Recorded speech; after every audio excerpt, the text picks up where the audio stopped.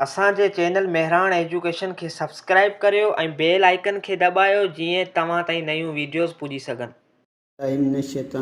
बिस्मिल्लाहिर्रहमानिर्रहीम। अस्सलाम वालेकुम दोस्तों सिंधी ग्रामर के हवाले से ही वीडियो खड़ी आया। सिंधी ग्रामर में असां मुख्तलिफ़ शयूं पढ़ियूं। अॼु असां ज़मीर मुबहम के बारे में पढ़ंदासीं। त ज़मीर मुबहम चइबो छा खे? अच्छा, मुबहम जी जेका माना मुबहम माना लिखियल का ॻाल्हि जेका लिखियल हुजे। त अहिड़ा ज़मीर जेके ॻुझनि या लिकल इस्मनि जे बदिरां कमु अचनि। छा ॻुझल या लिकल इस्मनि माना इस्म ज़ाहिर न हुजे, लिखियल हुजे, त उन्हनि खे असां ज़मीर मुबहम चवंदासीं। त उन्हनि खे ज़मीर मुबहम चइबो आहे।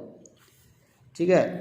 जेके अहिड़ा ज़मीर जेके लिकियल इस्मनि जे बदिरां ॻुझियल इस्मनि जे बदिरां कमु अचनि उन्हनि खे असां ज़मीर मुबहम चवंदासीं। मिसाल में वधीक पाण सम्झंदासीं। मिसाल आहे, हिन गिलास में कुझु हूंदो।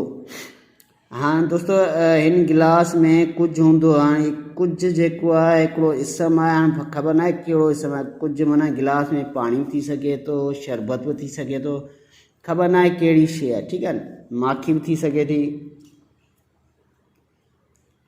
त कुछ माना छा थियो? ज़मीर मुबहम थियो के इस्म जे बदिरां त कमु आयो पर वो इस्म ॿुधायल कोन्हे असांखे।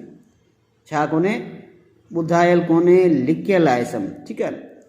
अहिड़े तरीक़े सां घर में के आयल था ॾिसजनि।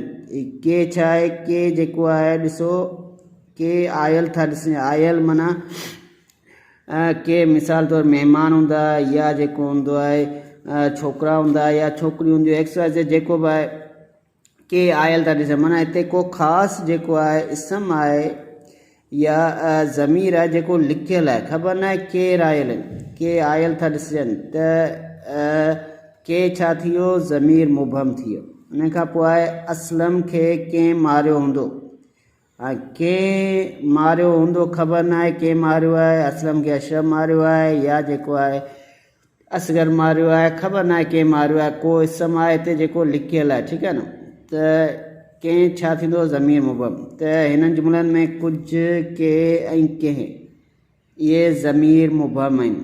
त जिते बि अहिड़ा लफ़्ज़ इहे इस्तेमालु थियनि जिते का शइ लिकल हुजे, इस्म लिकल हुजे, त उनखे असां ज़मीर मुबहम चवंदासीं।